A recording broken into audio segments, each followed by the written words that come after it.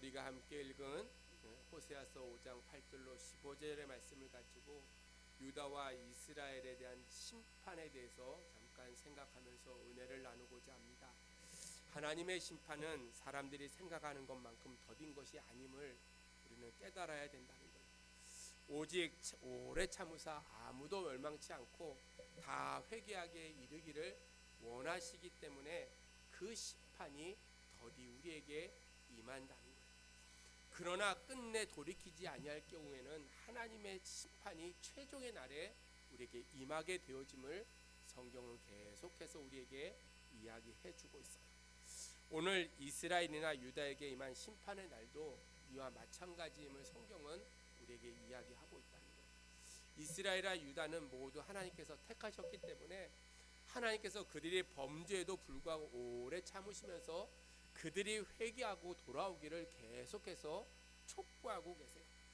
그러나 그들이 하나님의 그 오래 참음에도 불구하고 그들이 하나님이 원하시는 회개나 하나님이 원하시는 돌이킴이 없을 때 결국 심판에 처하게 되어져 있다는 거예요.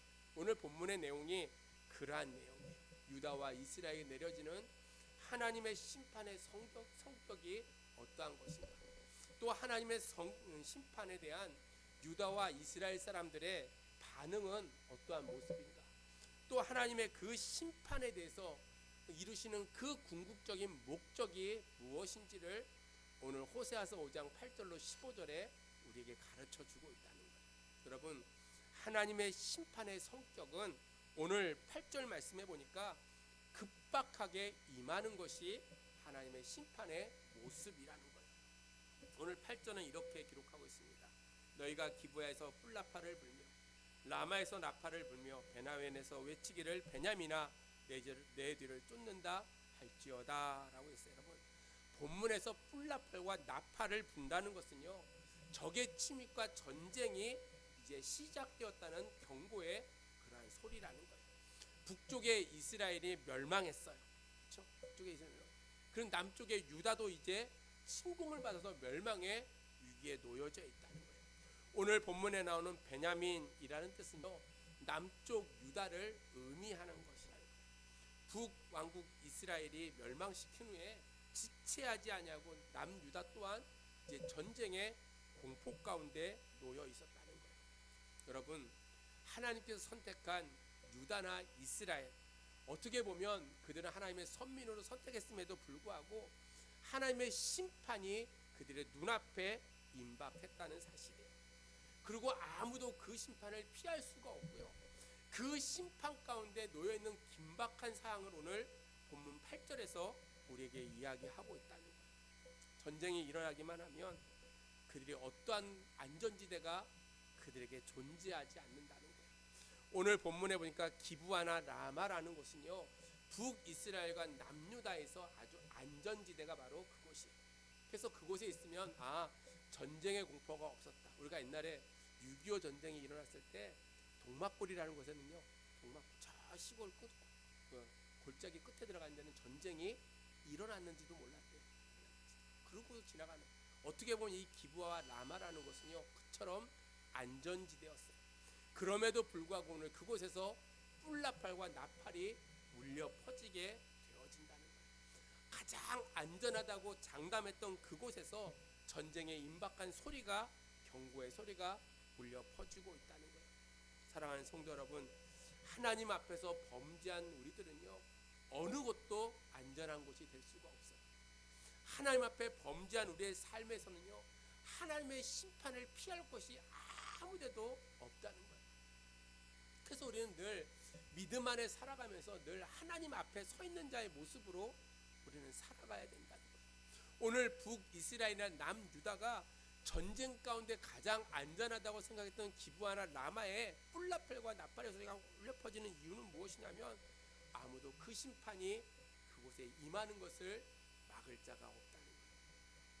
사랑하는 성도 여러분, 오늘 이스라엘, 특별히 남유다와 북이스라엘에게 이렇게 전쟁이 임했던 이유는 그들이 하나님을 떠났기에 그들에게 심판이 임했다는 거예요. 우리가 예수를 믿고 살아갑니다.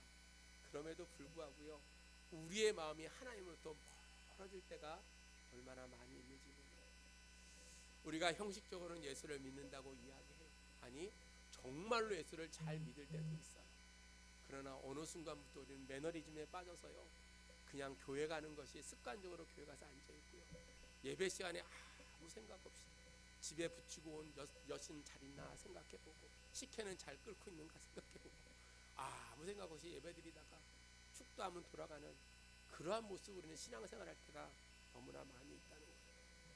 사랑하는 성도 여러분, 우리가 평안할 때 우리에게 들려지는 하나님의 음성을 무시해버리면요, 그리고 음란의 소리를 듣기 시작하면요, 음행의 소리를 듣기 시작하면요, 우상 숭배의 소리를 날마다 듣고 살아가게 되면요, 임박한 심판을 우리는 피해갈 수가 없다는 거예요. 사랑하는 성도 여러분, 주님이 오실 날이 가까운 줄로 믿습니다.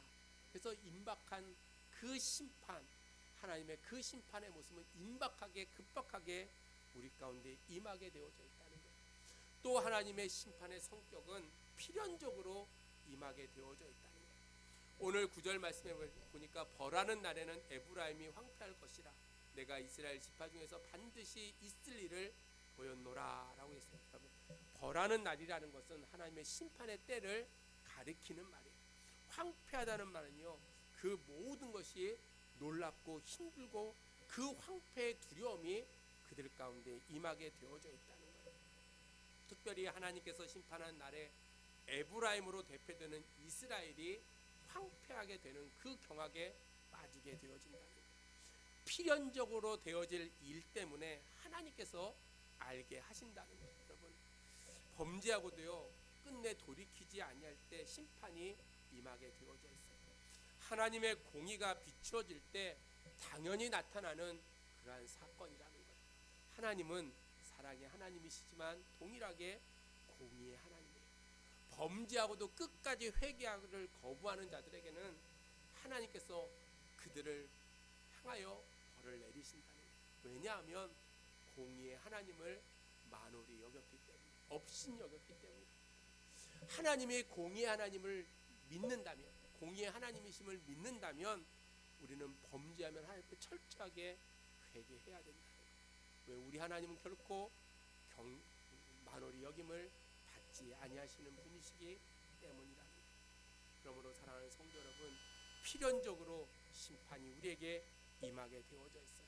언젠가 주님이 우리 가운데 심판하신다는 거예요. 또한 임하는 그 심판은 그냥 좋은 심판이 아니고 오늘 12절에 보니까 파괴적인 그러한 심판이라는 거예요. 모든 것을 전부 다 없애버리는 거예요. 12절에 그러므로 내가 에브라임에게는 좀 같으며 유다족 속에는 썩이는 것 같도다 라고 했어요. 여러분, 좀이나 썩이는 것은요, 유다나 이스라엘을 멸망시키는 하나님의 확실하고 파괴적인 심판을 상징하는 것이 좀이고 썩이는 것이에요. 좀은 옷을 갉아먹습니다. 여러분, 처음에는 잘 보이지 않지만 얼만큼 지나고 나면 결국 옷을 입지 못하게 만들어요. 썩이는 것 또한 마찬가지예요. 처음에는 부패가 적게 시작되지만 어느 순간에는 감당할 수 없을 정도로 그것이 퍼져간다는 거예요. 여러분, 좀이나 썩이는 것은 둘 다 파괴하는 힘을 지니고 있다는 거예요. 처음에는 소리가 나지 않고 큰 표시도 나지 않게 파괴가 시작되어지지만 시간이 지나가고 나면요, 그 파괴는요 돌이킬 수 없는 상태가 되어진다는 거예요. 사람이 범죄하고도 끝까지 회개하지 않으면 어느 날 그 심판이 확연하게 드러나게 되어져 있다는 거예요. 돌이킬 수 없을 정도로 완전히 파괴된 모습으로 우리는 그렇게 하나님 앞에 설 수밖에 없다는 거예요. 그래서 오늘 10절 말씀에 보니까 유다 지도자들은 경계표를 옮기는 자 같으니 내가 나의 진노를 그들에게 물같이 부으리라. 여러분, 땅의 경계를 옮기는 그 경계표를 옮기는 자들 같으니 내가 나의 진노를 물같이 부어버리겠다. 하나님의 징계가 그렇게 무섭게 파괴적으로 우리에게 임한다는 거예요. 그럼 우리는 늘 믿음 가운데 살아갈 때 하나님 앞에서 우리가 늘 두렵고 떨림으로 살아가야 된다는 거예요. 또한 11절 말씀해 보니까 에브라임은 사람의 명령을 뒤따르기를 좋아하므로 학대를 받고 재판의 압제를 받는도다 라고 했어요. 여러분, 이 말씀은 이스라엘이 하나님께 싫어하는 거짓 우상들을 섬기고 거짓 선지자들의 그 교훈들을 쫓아가는 그러한 악행에 빠져 있음을 지적하고 있다는 거예요. 이스라엘 백성들이요 거짓 우상을 섬기기 시작했어요. 그뿐만 아니라 그들의 거짓 선지자의 교훈이 마치 참인 것처럼 그것을 따르기 시작했다는 거예요. 그러한 자들에게 하나님께서 오늘 압제와 그들에게 재판의 압제를 그들에게 임하게 하시고 그 모든 것을 통해서 그들에게 멸망의 그 아픔을 그들에게 베풀어 주신다는 거예요. 그러므로 우리는 날마다 파괴되는 그 심판이 임하게 되어짐을 생각하고 늘 두렵고 떨림으로 살아갈 수 있는 그러한 삶을 살아가야 된다. 하나님의 심판은요 그 누구도 건져낼 자가 없는 확실한 심판이라는 거예요. 오늘 14절의 말씀을 같이 읽습니다. 14절 시작. 내가 에브라임에게서 사자 같고 유다 족속에게는 젊은 사자 같으니 바로 내가 움켜 갈지라 내가 탈취하여 갈지라도 건져낼 자가 없으리라. 아멘. 하나님의 심판에서 아무도 이스라엘과 유다를 구원할 수가 없음을 오늘 14절에서 이야기하고 있어요. 사자란 말로 의미한 그 의미는 갈기갈기 찢어지는 사자처럼 하나님의 심판이 공격적이고 과감하게 우리에게 임한다는 거예요. 원어를 보면 오늘 14절의 말씀에 내가라는 말이요 무려 6번이나 기록하고 있어요. 오늘 본문 해석할 때는 4번밖에 나오지 않아요. 3번인가 4번밖에 나오지 않아요. 근데 원어에 보면 6번이나 내가라는 말을 기록하고 있어요. 무슨 얘기냐면 심판의 주체가 하나님 자신이라는 거예요. 그러므로 우리가 하나님께서 주체가 돼서 심판하시는 그 심판에서 아무도 이스라엘이나 유다를 구원할 수가 없다는 사실이에요. 하나님의 심판이 딱 임하면 아무도 그곳에서 건져낼 자가 없다는 거예요. 뭐 연옥을 간다든지 지옥에서 갑자기 천국에 그런 역사가 나타나지 않는다는 거예요. 하나님께서 멸망의 그 깃발을 드는 순간에 이스라엘은 아수르에 멸망당하고 유다는 바벨론에게 멸망당해 버렸다는 거예요. 이 멸망이 바로 하나님의 심판의 결과라는 거예요. 하나님이 선민으로 선택하셨어요.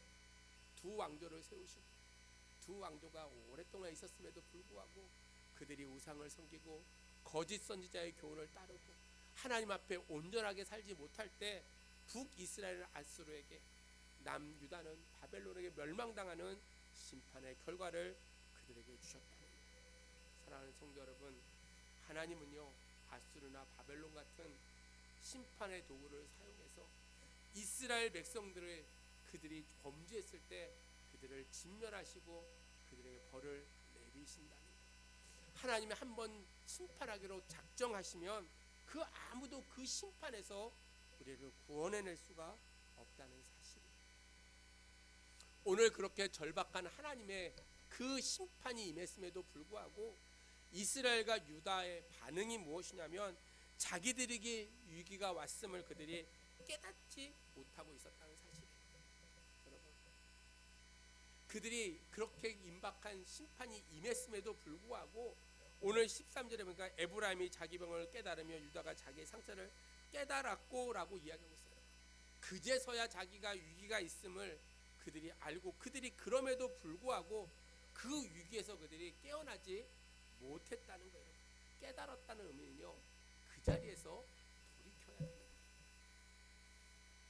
우리가 죄를 깨달으면요 그 자리에서 나와야 돼요. 깨달았다고 이야기만 계속 그 자리에 있을 때 아무런 의미가 그들에게 없다는 거예요.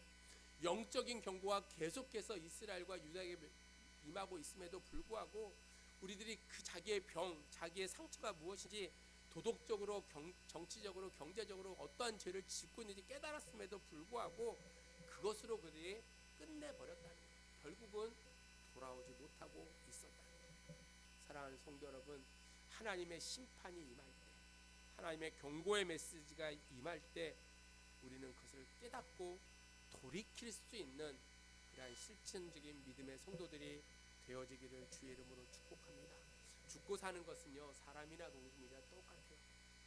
다른 점이 있다면 사람은 무언가 새롭게 깨닫고 변화되고 그가 다시 돌아온다는 거예요. 의인이나 죄인이 죽는 것은 다 마찬가지예요.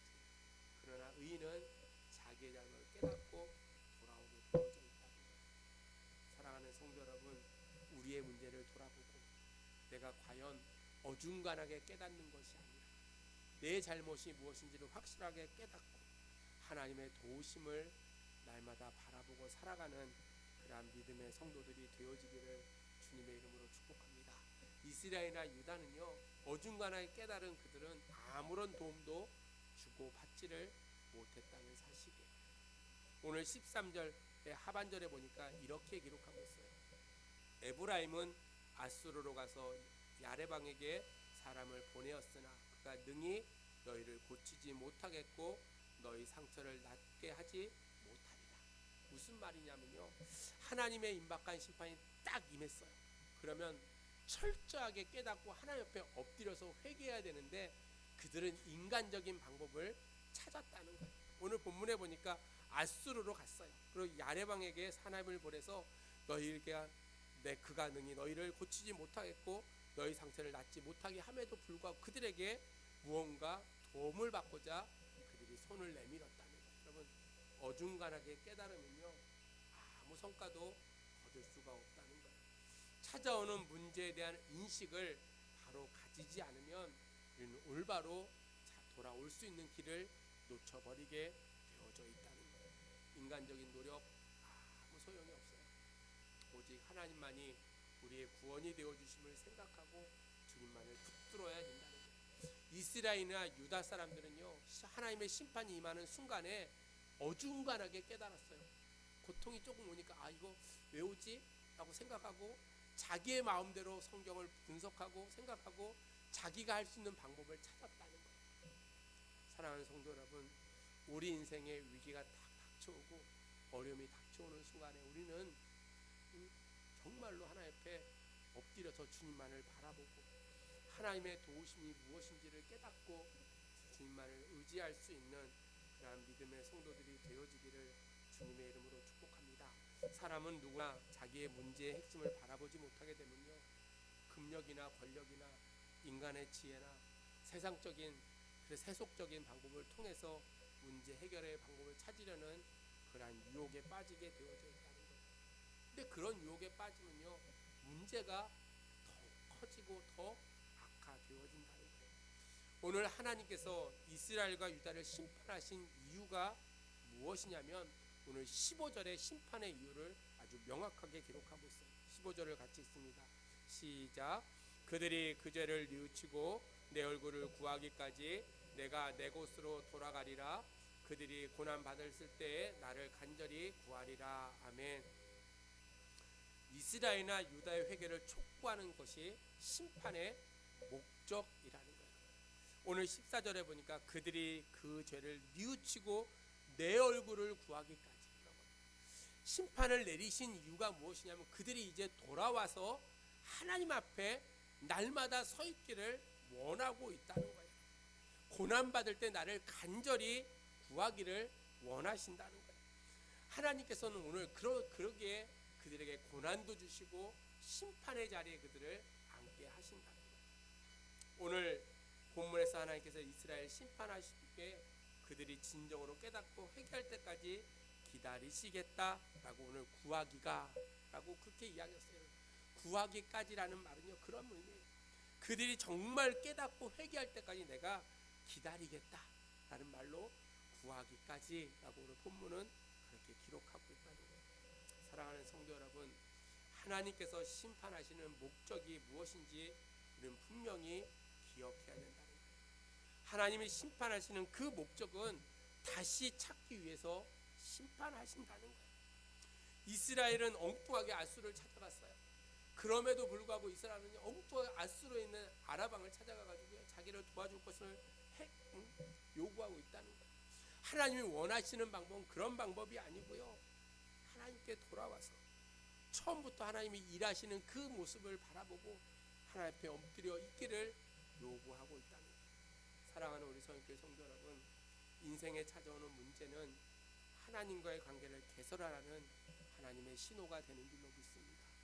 여러분의 인생에 질병이 있고요, 여러분의 인생에 문제가 생길 때마다 우리는 하나님의 관계를 개선하라는 하나님의 신호라고 우리는 깨달아야 된다는 거예요.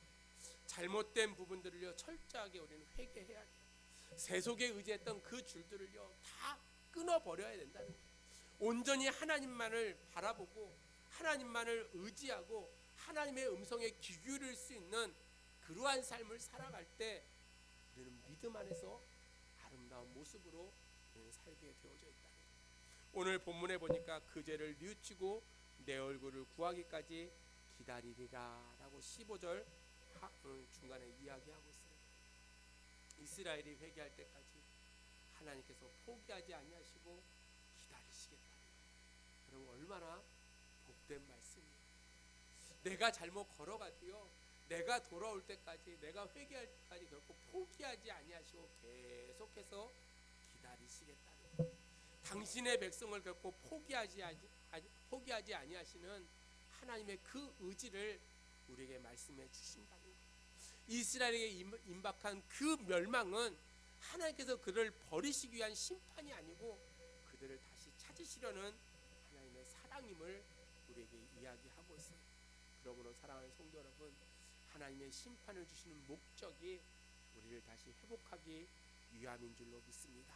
그러므로 우리는 고난이 닥칠 때마다 하나님을 다시 찾는 기회가 되어져야 된다는 거예요.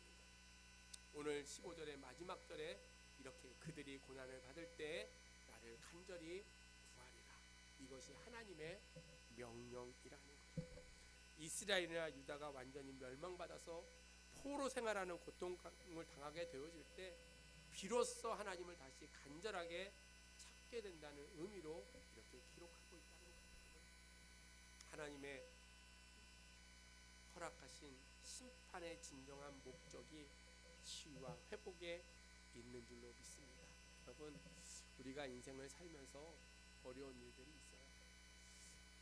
아까도 얘기했듯이 질병의 문제도 있고 가정의 문제도 있고요, 자녀의 문제도 있고 말할 수 없는 개인의 문제들이 너무나 많이 있어요. 그럴 때마다 우리가 늘 생각해야 되는 것이 이 고난, 이 심판이 치유하시고 회복하시는 하나님의 그 바람이 있기에 우리에게 주셨구나.